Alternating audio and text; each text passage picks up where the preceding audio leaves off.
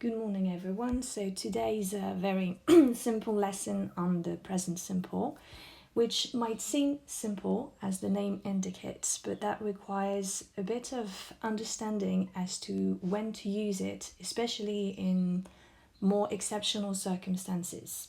So let's get started. The present simple is mainly formed of the base form. The base form is the verb as it is without adding any suffixes, any form of endings. For example, the verb work would be I work, you work, they work. And as you can see, nothing happens on this base form. All you have to do is choose your subject, add your verb, and that's it. When it comes to questions, a question is usually, if it's a yes-no question, formed of an auxiliary. So, do you work? Right, so auxiliary, subject, and verb. For a negative form, you would go, I do not work. Careful, not cannot be used by itself. You have to attach it to an auxiliary, which in the present simple form would be the auxiliary do. When it becomes more complicated for students is when you have to use the present simple in the third person singular. If I were to say he or she works, this is what is happening, which is an obstacle for many students who do not remember using this S, right? So he or she works requires simply to add an S. Well, it works as well with the non-human subject, so it works. In order to form a question, you would use the same principle as this, but making sure your auxiliary takes this S. I will come back on the reason why you have to add ES rather than S, but you understand the principle. So, does he work? And in the case of a negative sentence, he does not work. So not is attached to the auxiliary, which simply has taken an S. So that is the main principle of how to conjugate this verb. Now, moving on to so I'm opening a new page. Moving on to the pronunciation of this S, because that might be a bit of an issue, and the reason why students do not like adding the S's, because they don't know how to pronounce them. Some verbs, when they take an S, are pronounced S by the end. I'm thinking about the sound K, like to walk. If you were to use it in the third person, you would hear the sound walks. So it's a S sound. Pretty similar to verbs ending with F. For example, laugh. He laughs. Be careful, this GH is pronounced F. Now, when it comes to the sound P, same story. She stops. So you can hear this S sound. And same with the sound T. Let's think about a verb. She cuts. Right? So in these various examples, the S is pronounced S. Sometimes it is pronounced as Z sound. So it's pretty much all the other verbs you have to pronounce that way. So he plays, she comes. So as you can hear, this S sound becomes Z, right? And as I said, it concerns all the other verbs. Now there's a third category, which is pronounced is. And that would concern verbs that ends with the sound S, such as like fuss. She fusses. She is making a scandal or something. She fusses. So you hear the sound sis. This is easily understandable. You wouldn't add the sound S to something that already sounds like S. That would be she fusses. Unpronounceable. Right, so you would have to say she fusses. Same thing with the verbs that end with a sh sound, like he pushes. So sh. Once again, it would be very difficult to pronounce it push. Right, so pushes is how you would pronounce this. The verbs ending with the sound z as well, like it buzzes.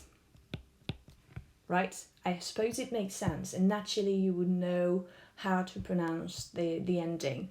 And the last one is, you will probably be horrified by this sound, but this sound is the sound z, like she manages. It's not a Z sound, it's a Z sound. So she manages. So we hear this is sound. I'm exaggerating a bit. That's how it sounds. Right. Another difficulty. So I'm going to try to change page to explain this. There you go. Another difficulty when it comes to this S is transformation, especially verbs that end with this ending. So S, sh, ch sound, be careful. Sh, you don't hear the T sound. This one would be ch. This one is X, so x sound. This one is z sound, and this one is O. If a verb ends with such letters, you have to use the ending ES. So, as we have just mentioned in some of the verbs, he hisses. So you do not simply add an S that way, because that would be 3 S's, which obviously doesn't work. Now, such a verb, same thing. It ends with the sh sound, so she pushes. You can see the ES, right? And same thing for all the endings. Catch, it catches, right? Box, he boxes, etc., etc. This one with the O at the end is interesting because, as I explained earlier, the auxiliary do would take an ending such as D-O-E-S. He does. You would never see this. Right, so he does. This is all you have to know on how to form the present simple. Now, the more interesting question is when to use it. So what is the purpose? What are the goals, right, of this verb tense? The first one is when you want to express a general truth about something. For example, water boils at 100 degrees. Suppose that's a general truth. So things that are undeniable by people: the sun rises in the morning, it sets in the evening. These are things that are facts, right? General truth, facts. You would use the present simple.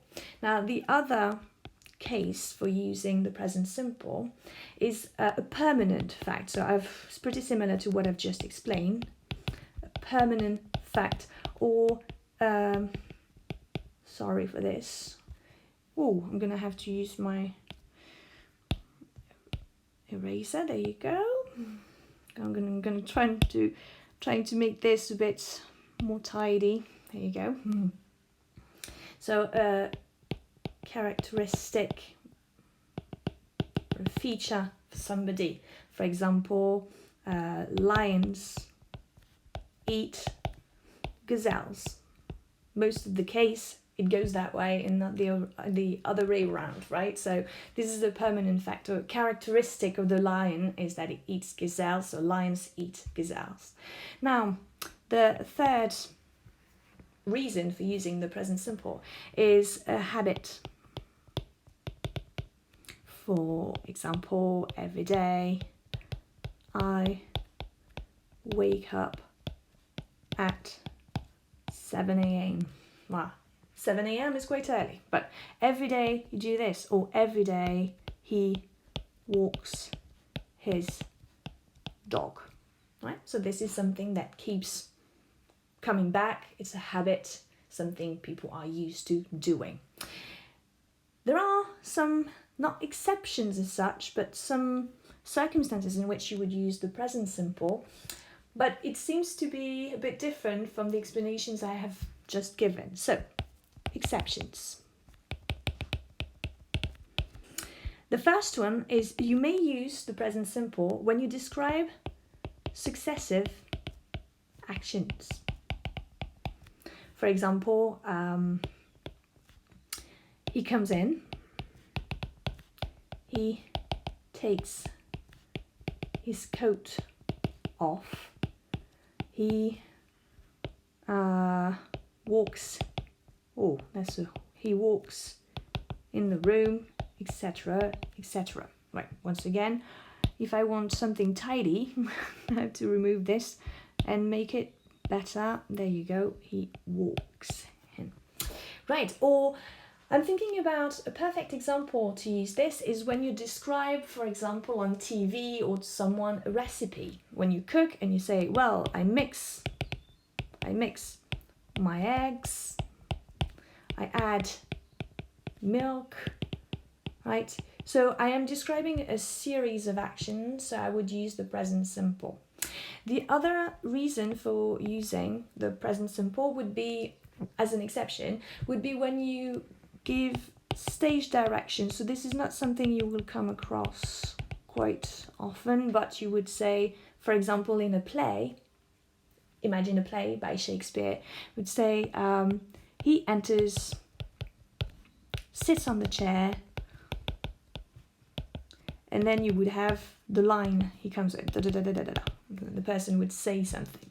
So that's the other reason for using the present simple, which sounds unnatural because we said the present simple was destined for things that are happening all the time or which are regular. And when you describe actions which are ongoing, it would seem natural to use the progressive present. But in this particular case, you would use the present simple. The other case for using the present simple as an exception would be when you comment on, for example, on sport or documentary. So if you describe a football match, and I think that football match is possibly the best example for this, you would say he kicks the ball, he runs and scores, right? So you are commenting what is happening live. So you use the present simple again. And the last one is very official statements. And the one I have in mind as an example, because an example is worth 1,000 words really, that I declare the Olympic Games open.